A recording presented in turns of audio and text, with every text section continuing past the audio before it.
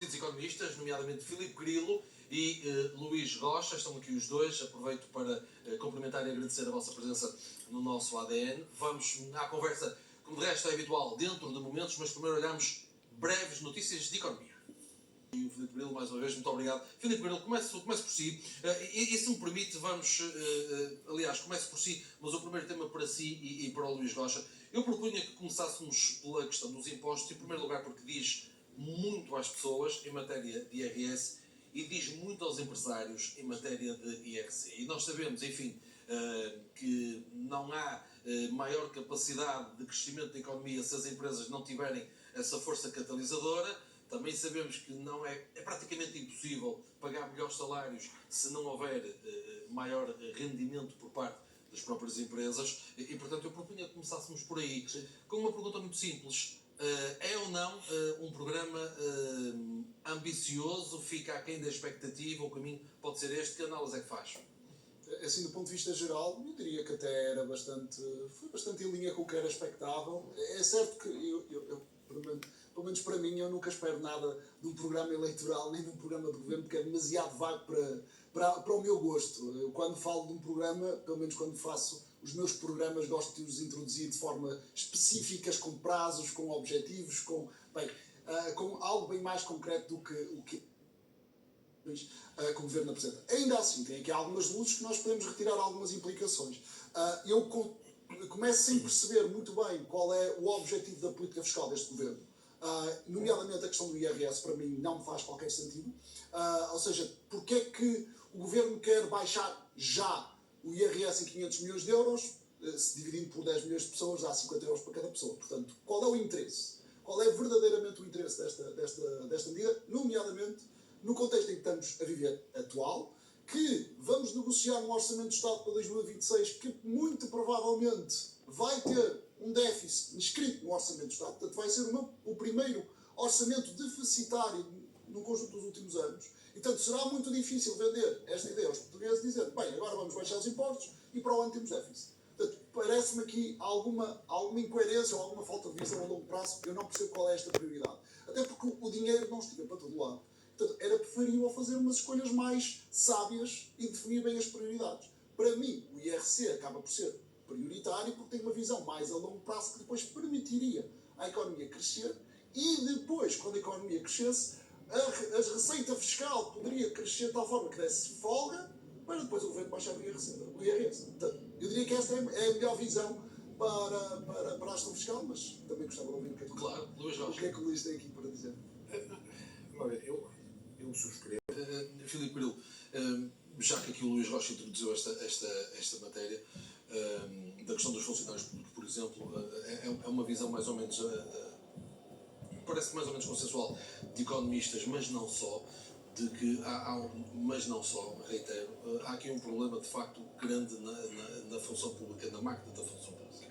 E toda a gente, os especialistas que falam sobre esta matéria, dizem, atenção, que isto não é atacar os funcionários públicos, a função pública faz um trabalho fabuloso no nosso país, mas a verdade é que, ao que tudo indica, pelo menos um dos aspectos que é apontado com mais ou menos regularidade é, enquanto que no setor privado, também não são todas, mas a maior parte das empresas do setor privado promovem o constante upgrade de skills, ou seja, obrigam os trabalhadores a serem cada vez melhor formados e atualizados. Na função pública passa um pouco a ideia de que não é preciso, enfim, sabem o que sabem e não é preciso fazer esse upgrade. A ser verdade, e temos de ter cuidado também nestas matérias, mas a ser verdade é absolutamente limitador. Sim, há aqui vários problemas na questão da função pública. Há uma questão cultural, e nós sabemos todos muito bem o que é que isso significa. Nós sabemos que tipo de pessoa é que vai trabalhar para a função pública. Com que intenção já vai trabalhar com a função pública? Nós sabemos isto, não é um tabu. Nós percebemos que a função pública é um lugar seguro e, portanto, as pessoas que procuram um lugar seguro, que tipicamente são avessas ao risco, tendem a ficar mais apoiadas ou mais interessadas nesse tipo de trabalho. O que significa que nós, culturalmente, temos pessoas que não querem arriscar, não querem oferecer soluções inovadoras porque podem correr o risco de fazer alguma coisa mal e depois a própria responsabilidade cai em cima delas. E, portanto, é o dia-a-dia que depois molda a forma como o Estado se organiza. E eu vou dar aqui vários exemplos, já falei disto na televisão, que é, Nós, desde 2014, que temos a medida de só pedir uma vez. Portanto, isto foi inscrito na lei. Ou seja, o Estado só pode pedir uma vez um documento. E a questão é, será que isto é cumprido? Não é. Pois. A pessoa até pode meter um processo em tribunal ao Estado a dizer que não, desculpe, eu já lhe dei esta informação há uns anos atrás. Mas o que é que a pessoa vai fazer? Vai esperar pela justiça que demora anos a resolver aquele imbróglio? É preferível ir novamente e buscar o papel para voltar a dar. Portanto, isto é um simples exemplo, mas que é repercutor de tudo do que o Estado funciona. E um sinal de que, por exemplo, aí a digitalização não está a funcionar. Sim, a digitalização não é só fazer digitalização do papel e para a Formas frente. básicas para inventar. Digitalização e inteligência artificial em cada página, isso é repetido. Certo. Exatamente. E depois também há outras, por exemplo, a questão da centralização dos serviços. A Troika, quando veio cá, colocou uma reforma de centralização de serviços. Aliás, o que nós chamamos dos serviços partilhados. Portanto, não sei se vocês têm noção, mas o Porto, por exemplo, a cidade do Porto, atrai muitas empresas para serviços partilhados. Em que a empresa multinacional monta aqui uma empresa, em que a única coisa que esta empresa no Porto faz é gerir, por exemplo, toda a contabilidade das multinacionais. E o Estado tem algo assim. A Troika sugeriu que o Estado fizesse algo assim. Fizesse isto não só para a questão da contabilidade, mas também para a questão dos recursos humanos, para a questão da contratação e para a questão da tecnologia. Só a questão da contratação é que foi centralizada porque nós fomos obrigados a construir o site base. A questão da gestão dos recursos humanos e a questão da gestão dos serviços de informação não foi centralizada. E a pergunta é, porquê? Porque nós temos em Portugal, isto é público e privado, acontece igualzinho, isto é cultural. Cada um gosta de ter o seu reininho, o seu território. E, portanto, não é concebível ao Ministério, por exemplo, das Finanças, a gestão dos recursos humanos do Ministério das Finanças não ficar sobre a alçada do Ministro das Finanças. Ou a gestão dos recursos humanos do Ministério da Cultura não ficar no Ministro da Cultura. A centralização é isto. Centralização é tirar poderes que estão descentralizados e centralizar numa única entidade. E isto os burocratas não gostam. Isto as pessoas... Estou a falar de ser questões operativas, realmente, são aquelas que faz todo o sentido centralizá-las. Mas a questão é, mas estaremos fadados a lidar com isto ad eternum? Não há, porque eu estou aqui a ouvir o Filipe Grilo, mas estou-me a lembrar, por exemplo, de outro programa, de outro ADN, de outra edição, em que o convidado que estava aí sentado, curiosamente, nesse lado também, era o antigo Ministro da Economia, António Costa Silva, e disse-me, neste programa, literalmente o mesmo que escreveu no livro que publicou recentemente.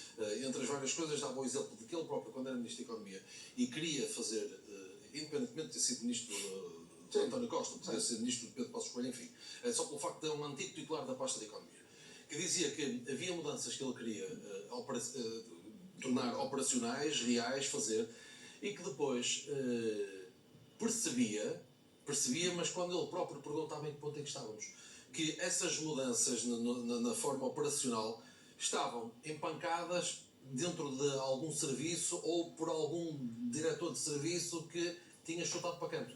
Se me permitem a expressão chutado para canto, evidentemente. Daí a minha pergunta, mas estamos fadados para isto?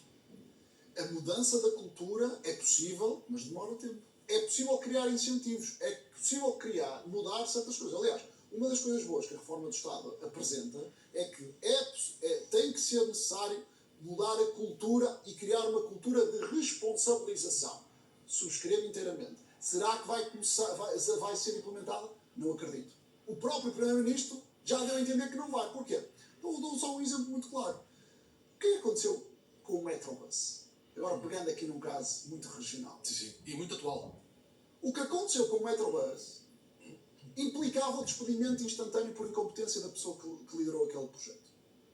Essa pessoa colocou o seu cargo à disposição. Isto é que significa responsabilização. Ficar com a responsabilidade. Se correr mal, corre mal. Se correr bem, é beneficiado. Portanto, parece que o clima de responsabilização que o governo quer implementar é só pela positiva, que é, bem, se correr bem, nós damos aqui um prémio de incentivo porque correu bem.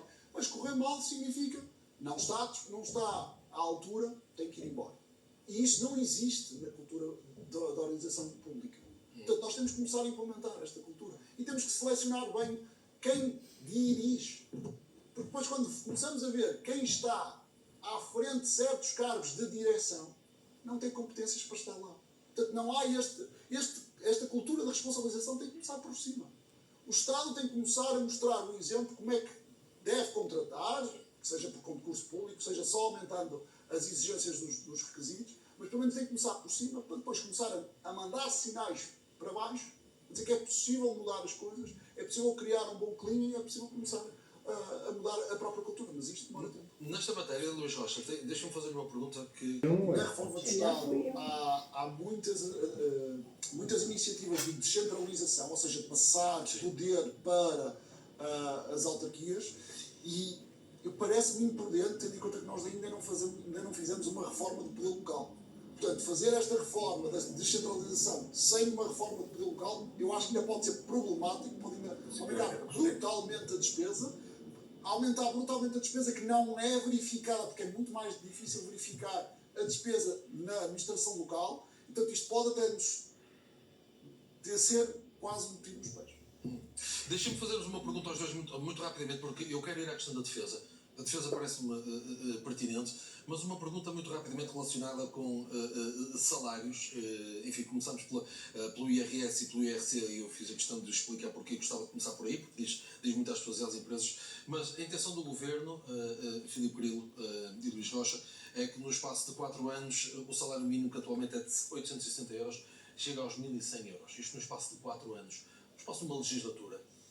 Parece-lhe que a economia nacional aguenta isso? Parece-lhe execuível? Ou parece-vos? A pergunta é igual para os dois.